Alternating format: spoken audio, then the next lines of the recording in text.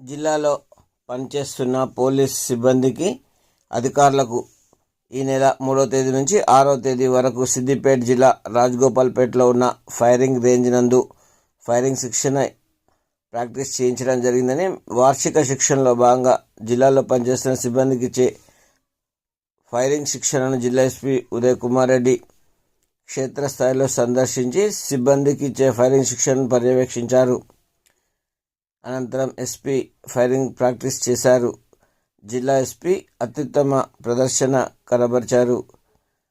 గురువారం సాయంత్రం 5:30 గంటలకు విడుదల చేసిన ప్రకటనలో వివరాలను వెల్లడించారు. ఈ సందర్భంగా జిల్లా ఎస్పీ ఉదయ్ కుమార్ రెడ్డి మాట్లాడుతూ, ప్రజలకు మెరుగైన సేవలు అందించేందుకు పోలీస్ అధికారులు, సిబ్బంది అందరూ కూడా అధునాతన టెక్నాలజీ సద్వినియోగం చేసుకోవాలన్నారు. అన్ని రకాల ఆయుధ పరిజ్ఞానం కలిగి ఉండాలన్నారు. సిబ్బంది వృత్తి నైపుణ్యం మెరుగుపరిచేందుకు శిక్షణలు ఎంతగా ఉపయోగపడతాయని తెలిపారు. ఈ శిక్షణలు నేర్పించిన మెలకువలను శ్రద్ధతో అభ్యసించి సమయానుకూలంగా శాంతి భద్రతలు పరిరక్షణకు ఉపయోగించాలని తెలిపారు. ఫైరింగ్లో ఉత్తమ ప్రతిభ కనపరిచిన అధికారులను, సిబ్బందిని జిల్లా ఎస్పీ ఉదయ్ కుమార్ రెడ్డి అభినందించారు.